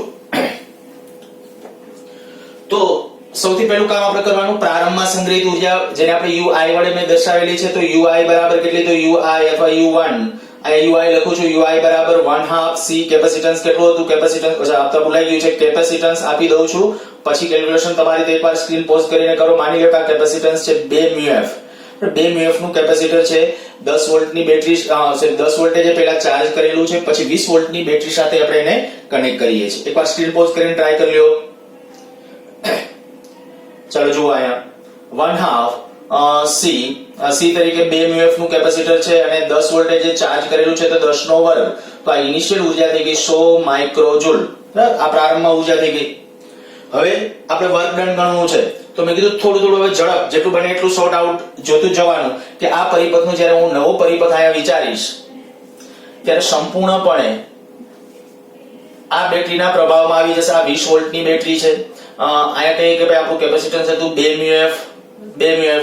તો આ બાજુની પ્લેટ આના પ્રભાવમાં આવી જાય એટલે આ બાજુનો છેડો આનો પ્લસ છે, એટલે અહીંયા પ્લસ બની જ જશે. જો પ્લસ બની જશે તો કેટલું અહીંયા થઈ જશે? તો આ પ્લેટ પ્લસ કેટલી? પ્લસ 20 દુ 40, 40 માઇક્રોકુલમ નો ધન આવશે, અહીંયા આવશે માઇનસ 40 માઇક્રોકુલમ નો ઋણ એ બાજુ. બરાબર, આ કન્ડિશન થઈ ગઈ જ્યારે આપણે સ્થાયી સ્થિતિ આવી ગઈ ત્યારે. અચ્છા, કેટલો વિદ્યુતભાર આપણે કહીએ કે બેટરીમાંથી ફ્લો થયો હશે? તો પહેલા વિચારો, અહીંયા વિદ્યુતભાર કેટલો? અહીંયા વિદ્યુતભાર કેટલો થશે? 10 દુ 20, અહીંયા માઇનસ 20 માઇક્રોકુલમ, કારણ કે આ બાજુ માઇનસ હતું પહેલા, આ બાજુ કેટલો? પ્લસ 20 માઇક્રોકુલમ. આ ઇનિશિયલ સ્થિતિની વાત કરું છું. જો ઇનિશિયલ સ્થિતિમાં અહીંયા માઇનસ 20 માઇક્રોકુલમ હોય, અહીંયા પ્લસ 20 માઇક્રોકુલમ હોય. હવે જ્યારે આપણે કહીએ કે બેટરી સાથે જ્યારે એને કનેક્ટ કરેલું છે, જ્યારે બેટરી સાથે ત્યાર પછી નવી સ્થિતિ આ આવી ગઈ, તો હવે વિચારો કે આ માઇનસ 20 માઇક્રોકુલમ હતો, આ પ્લસ 20 માઇક્રોકુલમ અહીંયા હતો, નવી સ્થિતિમાં અહીંયા પ્લસ 40 છે, તો બેટરીમાં અહીંથી આમ કેટલો ફ્લો થયો? 20 માઇનસ 20 માંથી 40 થાય તો અહીંથી કેટલો ફ્લો થયો હશે? 60. બરાબર, આ માઇનસ 20 છે એમાંથી પ્લસ 40 થાય છે એટલે તો પ્લસ 60 ફ્લો થયો હશે. તો હું ડાયરેક્ટ લખું હવે વર્ક ડન.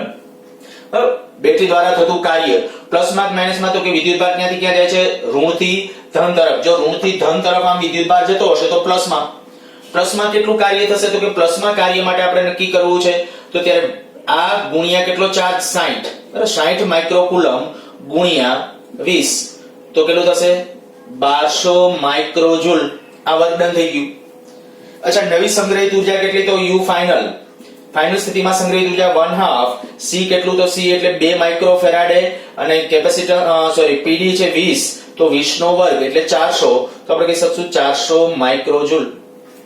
તો કે તો વ્યય પામતી ઉષ્મા એટલે કે હીટ, આપણે એને હીટ કહીએ, તો હીટ બરાબર work done minus U final minus U initial.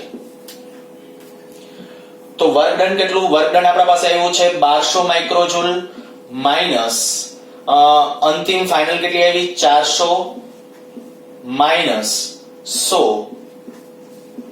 તો 1200 માઇનસ 300 બરાબર 900 માઇક્રોજૂલ. આટલી હીટ પરિપથમાં જનરેટ થઈ હશે. તમારો જવાબ આ આવી ગયો તો ખૂબ સરસ, ના આવ્યો તો પાછું આ રીતે કેલ્ક્યુલેશન લખજો અને શીખજો. નેક્સ્ટ ચાલો જો આ સૂત્ર ખાસ હવે યાદ રાખજો. જ્યારે વ્યય પામતી ઉર્જાનું આપણે આ સૂત્ર બનાવી લીધું છે, વર્ક ડન માઇનસ બ્રેકેટમાં અંતિમ માઇનસ પ્રારંભિક, બ્રેકેટમાં છે કારણ કે આ મિત્ર માઇનસ માઇનસ અહીંયા પ્લસ થઈ જશે પાછું એટલે.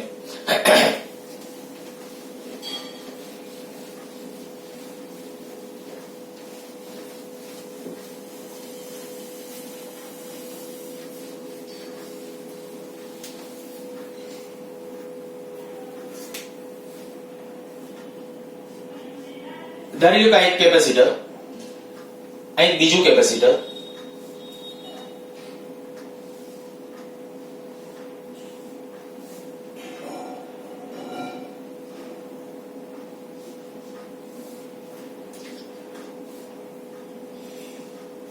બે બેટરીઓ કનેક્ટ કરીએ છીએ. મારી રીતે રકમ બનાવું છું એટલે બની શકે કે ભાઈ પ્લસ માઇનસ એટલે આન્સર થોડું વિચિત્ર આવી શકે.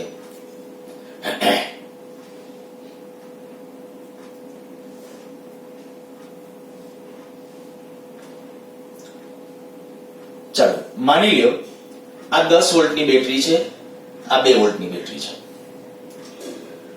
આ 3 મીએફ નું કેપેસિટર છે, આ 6 મીએફ નું કેપેસિટર છે. પ્રશ્ન આપણો આ કળ ક્લોઝ કરવામાં આવે તો આમાં જનરેટ થતી હીટ કેટલી હીટ જનરેટ થશે કળ ક્લોઝ કર્યા બાદ? તો જે વસ્તુ આપણે જે કરતા હતા એ જ રીતે, પણ થોડું હવે આ કોમ્પ્લેક્સ થઈ ગયું, થોડું ગૂંચવાડાવાળું. ખાસ કરીને આવા પ્રશ્નો છે એ જી વાળા વિદ્યાર્થીઓએ છે વધુ કન્સિડર કરવા. પૂછાયેલા છે આગલા પ્રશ્નોમાં જોશો, આગલા વર્ષોમાં જોશો તો જી વાળામાં આવા કંઈક 3 ક્વેશ્ચન છે એ અગાઉ કંઈક પૂછી નાખ્યા છે. જો જ્યારે આપણે કહીએ કે આ 3 મીએફ આ 6 મીએફ કળ ખુલ્લી છે ત્યારે શું કરવાનું? તો કે આખા પરિપથને હું સિમ્પ્લિફાય કરવા કદાચ માંગતો હોય ને તો ઇનિશિયલ, જો આને હું એમ કહું કે જ્યારે પ્રારંભિક પરિસ્થિતિ વિચારી લેવાની પ્રારંભમાં, તો આ છે જ નહીં, આ કડકેલું ખુલ્લું છે એટલે કોઈનો અર્થ નથી. આ અર્થ નથી તો એનો અર્થ આ બે સિરીઝમાં છે, એનું સમતુલ્ય કેટલું મળે? તો કે એનું સમતુલ્ય મળે 2 મ્યુએફ. હવે આવડી જવું જોઈએ, આ બે સિરીઝમાં છે એનું સમતુલ્ય આ થયું. અચ્છા, અને એ વખતે આ જે છે માની લો કે આ બેટરીને છે ને હું સાથે ઉલટી જ કરી નાખું, ઊંધી આ રીતે, તો પ્રારંભમાં પીડી કેટલો હશે? તો કે ટોટલ પીડી જોવાનો છે. અહીં આપણે કહી શકીએ, અહીં આપણે માની લો કે અહીંથી આમ આવો તો આ બેટરી છે એનાથી આ ઉલટી છે તો અહીંથી નાખો 8 વોલ્ટની બેટરી, 8 વોલ્ટ. તો આના ઉપરથી ગણી નાખો ઇનિશિયલ ઉર્જા UI બરાબર 1/2 C, કેપેસિટન્સ કેટલું 2 વોલ્ટ 2 માઇક્રોફેરાડે અને વોલ્ટ કેટલા 8 નો વર્ગ તો 64 માઇક્રો જૂલ.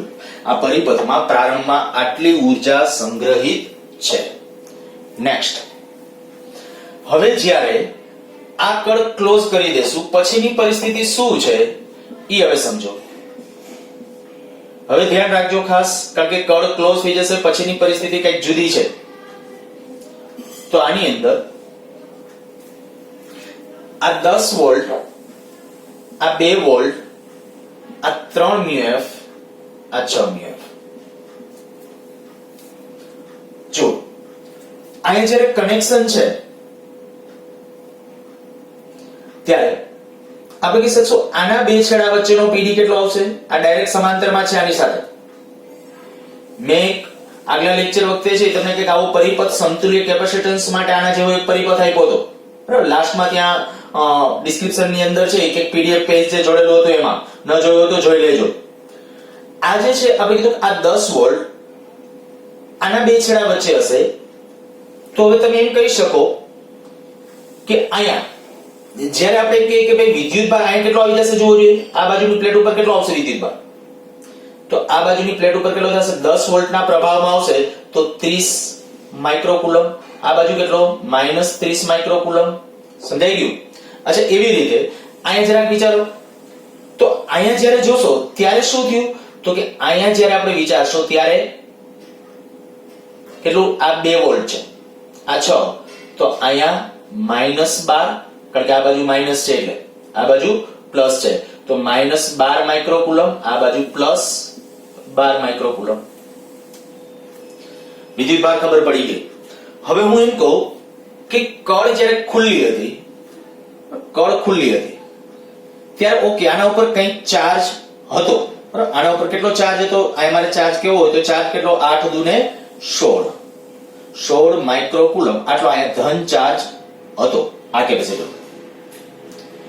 હવે આના ઉપર 16 હતો તો આ બે એનો અર્થ એવો થાય, કારણ કે આ બે તો સિરીઝમાં જ છે, હું સ્વતંત્ર રીતે જ્યારે બેને વિચારું છું ત્યારની વાત કરું છું. ફરીથી મેં કીધું દાખલો કોમ્પ્લેક્સ છે, સમજવામાં ધ્યાન રાખજો.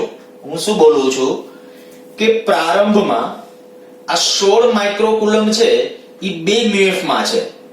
2 મ્યુએફ માં છે એનો અર્થ કે એની સાથે આ બે જે સિરીઝ જોડાણમાં છે આ બે સિરીઝમાં હતા.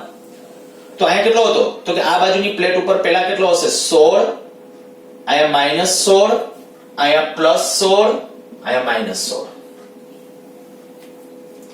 ધ્યાન રાખજો આ શું કર્યું પેલા આ 8 વોલ્ટ આ 2 મ્યુએફ 8 દુ 16 તો અહીંયા 16 માઇક્રોકુલમ નો ચાર્જ હશે. અહીંયા આપણે કીધું +16 અહીંયા પાછો -16 અને સિરીઝમાં છે એટલે કનેક્શન એ રહેવાનું. આ કળ ખુલ્લી હતી ત્યારે સિરીઝમાં છે. અચ્છા હવે નવી સ્થિતિ આ આવી તો આ બેટરીમાંથી કેટલો વિદ્યુતભાર ફ્લો થયો હશે, આ બેટરીમાંથી કેમનો કઈ બાજુ વિદ્યુતભાર ફ્લો થયો હશે એ નક્કી કરવાનું. તો કે જો આ બાજુના ટર્મિનલને અહીં ધ્યાનમાં રાખો. અહીંયા હતો કેટલો 16 બરાબર. આ 16 થયો કેટલો 30, કેટલો વધ્યો 14. તો એનો અર્થ કે આ બેટરીમાંથી આમ 14 માઇક્રોકુલમ આ બાજુ ઠલવાનો હશે. 14 માઇક્રોકુલમ આ બાજુ ઠલવાનો હશે. તો હું એમ લખું વર્ક ડન આ બેટરી માટેનું વર્ક ડન ગણો તો 10 ગુણ્યા કારણ કે વિદ્યુતભાર પાછો ધન વિદ્યુતભાર કેમનો ગયો છે ઋણથી ધન એટલે પ્લસમાં. તો 10 ગુણ્યા 14 આ વર્ક ડન આવ્યું આ બેટરી. હજી આ બેટરીનું જો આ બાજુ અહીંયા ધન છે અહીંયા પ્લસ ધન એટલે +12, અહીંયા છે કેટલો -16. -16 આ બાજુ હતો ત્યાં +12 કરવો હોય તો વિચાર કરો કેટલો ચાર્જ આ બેટરીમાંથી આમ ગયો હશે. અહીંયા -16 હતો +12 આવ્યો 28. તો કહી શકાય અહીંથી કેટલો ચાર્જ ફ્લો થયો હશે 28 માઇક્રોકુલમ. જો આ બેટરીના ઋણ ધ્રુવથી ધન ધ્રુવ તરફ 28 નો જશે તો આપણે કહીશું પ્લસ ચાર્જ ફ્લો થયેલો ચાર્જ કેટલો 28. અને બેટરી કેટલા વોલ્ટની થશે તો કે બેટરી છે ત્યાં આપણા માટે 2 વોલ્ટ બરાબર. 2 વોલ્ટની બેટરી તો અહીંયા આપણે કહી શકશું આ થશે 140 પ્લસ 56 તો આપણા પાસે થઈ જશે 196. તો વર્ક ડન બરાબર 96 માઇક્રોજૂલ. ઓકે એ થઈ ગયું આપણા માટે વર્ક ડન. અને જ્યારે પ્રારંભમાં આપણે કીધું ભાઈ ઉર્જા હતી, હવે નવી ઉર્જા ગણી લઈએ. જો અંતિમ સ્થિતિમાં સંગ્રહિત ઉર્જા લેવી છે તો અંતિમ સંગ્રહિત ઉર્જા એને યુ ફાઇનલ કહીએ. તો યુ ફાઇનલ આમાં હવે સંગ્રહિત ઉર્જા કેટલી તો કે 1/2 c એટલે કે 3 pd છે કેટલા વોલ્ટ તો કે 10. એના બે વચ્ચેનો pd 10 વોલ્ટ છે. તો થઈ જશે આટલું 100 ગુણ્યા 3 300 ભાગ્યા 2 એટલે 150 માઇક્રોજૂલ. અને આ એકની આવી હજી પ્લસ આપણે બીજું સ્ટેપ કરવું પડશે એ આની. તો 1/2 c એટલે કેટલું તો c એટલે 6 માઇક્રોફેરાડે. pd કેટલો છે તેનો 2 વોલ્ટ તો 2 એનો સ્ક્વેર એટલે આપણા પાસે અહીં થઈ જશે પ્લસ 2 કેન્સલ કરશો 6 દુ 12 માઇક્રોજૂલ. પરિણામ આપણે કહી શકાય 162 માઇક્રોજૂલ. આ ફાઇનલ અંતિમ ઉર્જા આટલી થઈ. ઇનિશિયલમાં 64 હતી, વર્ક ડન આટલું થયું. તો હવે તમને એમ કહું કે ભાઈ હીટ કેટલી હીટ જનરેટ થશે જો એ નક્કી કરવું હોય તો work done minus you final minus you initial. તો વર્ક ડન છે એ આપણા પાસે 196 માઈનસ 162 માઈનસ 64. બસ આનું સાદું રૂપ આપશો એ આપણો આન્સર થશે. ખાસ આવા ગમે ત્યારે કોઈ કનેક્શનો કોઈ કેપેસિટરો કોઈ ગમે ત્યારે કનેક્શન આપ્યું હોય તો કઈ રીતે કેલ્ક્યુલેશન કરવાનું છે તો એના માટે તમારું ડિસ્કશન છે આ પ્રમાણે થવું જોઈએ. અહીંયા પણ કેટલાક પરિપથો છે તમને નીચે ત્યાં ડિસ્ક્રિપ્શન બોક્સની અંદર એક લિંક આપી દઈશ. કેટલાક આવા પરિપથો એમાં મૂકીશ. એ પરિપથો છે એ તમારી રીતે છે એ આન્સર ત્યાં આપી દઈશ પણ તમારી રીતે પહેલા કેલ્ક્યુલેટ કરવાની ટ્રાય કરજો આન્સર મળી જાય છે કે કેમ. ખૂબ સરસ દાખલા છે અને ખરેખર મજા આવે એવા દાખલા છે. આગળ વધુ અને ત્યારે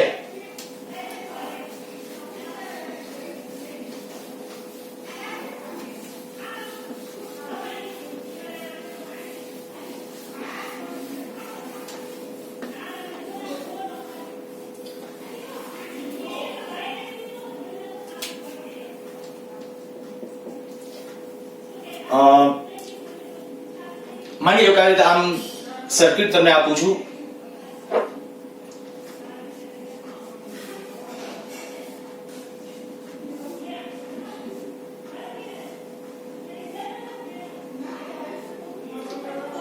આયા પીડી આપી દઉં છું, આયા પીડી માની લ્યો, આ ધારી લઈએ કે ભાઈ 2 મ્યુએફ છે, નહીં 3 મ્યુએફ છે, આ 6 મ્યુએફ છે, આયા આ 6 મ્યુએફ છે, આ 3 મ્યુએફ છે.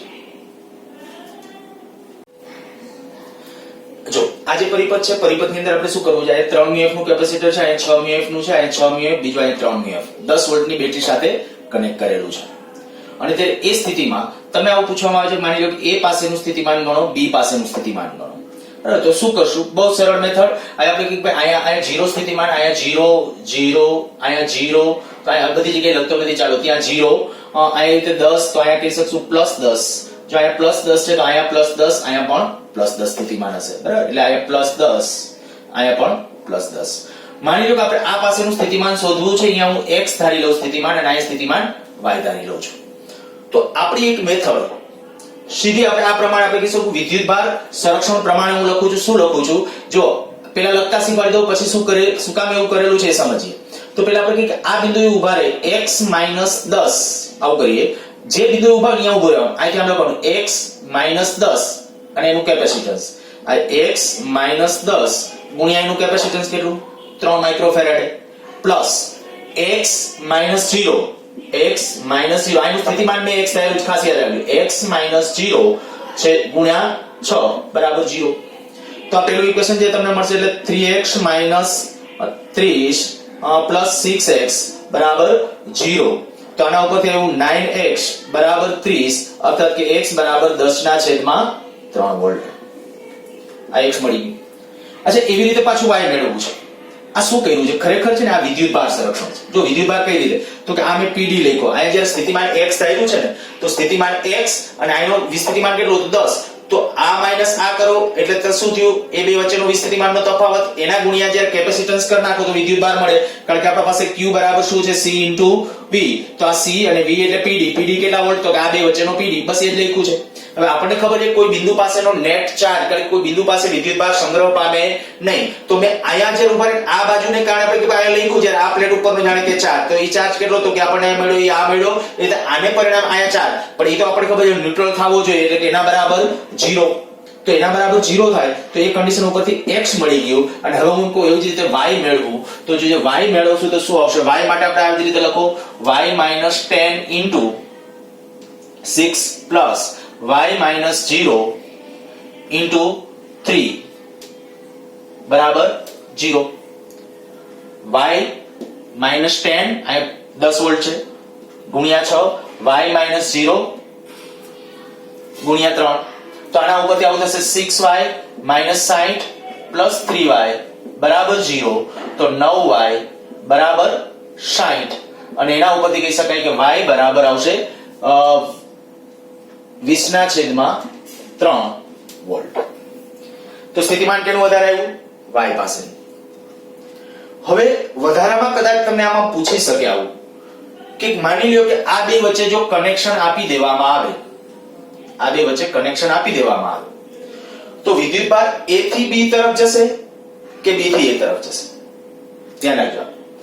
જો આવું કરવાનું, કદાચ અહીંયા ત્યારે તમને તાર આપી દીધો હશે, બરાબર, આવું પૂછશે ત્યારે, અને ત્યારે તમને એમ કહેશે કે ભાઈ વિદ્યુતભાર અહીંથી આ તરફથી આમ જશે કે અહીંથી આ તરફ, તો શું કરી શકો તમે? તો આ પહેલા તો આ સ્થિતિમાન મેળવી લે, સ્થિતિમાન અહીંયા સ્થિતિમાન ધારી લેવાનું, પહેલા તાર નથી એવું ધારે અહીંયા સ્થિતિમાન મેળવી નાખો અને પછી તમને વિદ્યુતભારનો અંદાજ આવશે. તો તમારે હવે શું કરવાનું? તો કે આના ઉપર આમાં વિદ્યુતભાર ગણો, બરાબર. જો આમાં વિદ્યુત લાઈનનું સ્થિતિમાન કેટલું છે હું એમ કહું, આના ઉપરનો વિદ્યુતભાર દાખલા તરીકે Q1 છે, આના ઉપરનો Q2 છે, અહીંયા Q3 છે, Q4. જોજો હવે ઝડપથી ગણું છું, જરા ધ્યાન રાખજો. તો Q1 બરાબર કેટલું? તો Q1 બરાબર કેટલું આવશે? C1 * V1. C1 એટલે 3 મ્યુએફ, V1 એટલે આના બે વચ્ચેનો PD, તો અહીંયા 10 અને અહીંયા કેટલો હતો? 10. x બરાબર કેટલું આવ્યું? x બરાબર 10/3. તો કેટલું થશે? જુઓ 20/3 એટલે કે 20 માઇક્રોકુલમ. કેલ્ક્યુલેશન જરાક ચેક કરી લેજો. એ જ રીતે આપણે કહીએ કે ભાઈ Q2, જો Q2 નક્કી કરવું છે તો Q2 બરાબર ત્યાં આપણે આવશે 6 માઇક્રોફેરાડે અને પીડી કેટલો આવશે પીડી જ લખવાનો પ્લસમાં એટલે આપણે કે અહીંયા આપણું સ્થિતિમાન હતું 10/3 માઈનસ 0 તો આપણા પાસે થઈ જશે આ કેટલું 20 માઇક્રોકુલમ Q1 અને Q2 કઈ ભૂલ કરી છે Q1 જુઓ તો Q1 તરીકે કેટલું આવશે અહીંયા આપણે કીધું 3 માઇક્રોફેરાડે C into V V એટલે 10 માઈનસ 10/3 તો કેટલું થયું 20 એટલે 30 માઈનસ 10 એટલે ત્યાં આપણા પાસે થઈ જશે 20 માઇક્રોકુલમ જો 20 માઇક્રોકુલમ થઈ જતું હોય અને એવી જ રીતે Q2 બરાબર જોશો Q2 બરાબર કેટલું થશે Q2 બરાબર 6 ગુણ્યા અહીં સ્થિતિમાન આપણું એવું હતું 10/3 x પાસેનું સ્થિતિમાન 10/3 માઈનસ 0 તો ત્યાંથી એવું આપણા પાસે 20 માઇક્રોકુલમ અને આવી રીતે જો આમાં વિદ્યુત ભાર ગણીશું આ બિંદુ પાસેનો વિદ્યુત ભાર તો વિદ્યુત ભાર Q3 બરાબર 6 ઇન્ટુ PD કેટલો 10 માઈનસ y કેટલું y છે 20/3 તો આ કેટલું થઈ જશે 30 માઈનસ 20 એટલે 10/3 અને ગુણ્યા 6 એટલે આવશે 20 માઇક્રોકુલમ અને સેમ 8 થશે 20 માઇક્રોકુલમ તો આનો ઇનડાયરેક્ટલી અર્થ એવો થઈ ગયો કે ભાઈ આમાં વિદ્યુત ભાર નથી અહીંથી આમ ફ્લો થતો કે નથી આમ જો કનેક્શન હોત તોની વાત છે તો બેના સ્થિતિમાન સરખા થઈ જાય દેખીતી વાત છે ડાયરેક્ટલી આ જેટલું સ્થિતિમાન એટલું સ્થિતિમાન ત્યાં થઈ જશે બરાબર કારણ કે કનેક્શનની પરિપથ જ બદલાઈ ગયો પરિપથનો પ્રકાર બદલાઈ ગયો એટલે આપણે ત્યાં ખાસ આવું સમજી શકશું કે જ્યારે આ બે વચ્ચે જો કનેક્ટિંગ વાયર પહેલો પ્રશ્ન હું એકવાર ફરીથી બોલું છું પહેલો આપણો ક્વેશ્ચન આ હતો આ તાર નહોતો વચ્ચે ત્યારે A પાસેનું સ્થિતિમાન અને B પાસેનું સ્થિતિમાન તો A અને B પાસેનું સ્થિતિમાન જ્યારે તાર નહોતો ત્યારે મેળવી લીધું હવે જ્યારે વાત છે કે માની લો કે તાર હોત તો દેખીતી વાત છે કે ભાઈ જો આ બે વચ્ચે તાર કનેક્ટિંગ વાયર્સ હોત તો ત્યારે તમે શું સમજી શકો તો કે અહીંયા જેટલો વિદ્યુત ભાર છે એટલો વિદ્યુત કારણ કે PD માટે જ્યારે વાત કરશો ત્યારે PD પેરેલલ ની અંદર સિરીઝ ની અંદર વિદ્યુત ભાર સરખો હોય હવે આ ભુજામાં અને આ ભુજામાં બેયમાં સરખો થશે કારણ કે બે ભુજાના જો કેપેસિટન્સ આનું 6 ને આ અહીંયા 6 છે અહીંયા 3 છે અહીંયા 3 છે અહીંયા 6 છે એટલે પરિણામ કહી શકાય અહીંયા બે જગ્યાએ સ્થિતિમાન કેવા થશે સરખા અને જો સ્થિતિમાન સરખા થતા હોય તો વિદ્યુત ભાર અહીંથી આમ ફ્લો નહીં થાય કે અહીંથી આમ ફ્લો નહીં થાય એટલે અહીંથી A થી B તરફ ફ્લો થતો ચાર્જ જો એનું કેલ્ક્યુલેશન તમારે ગણવાનું હોય તો એ આવશે 0 સારું બાકી નેક્સ્ટ લેક્ચર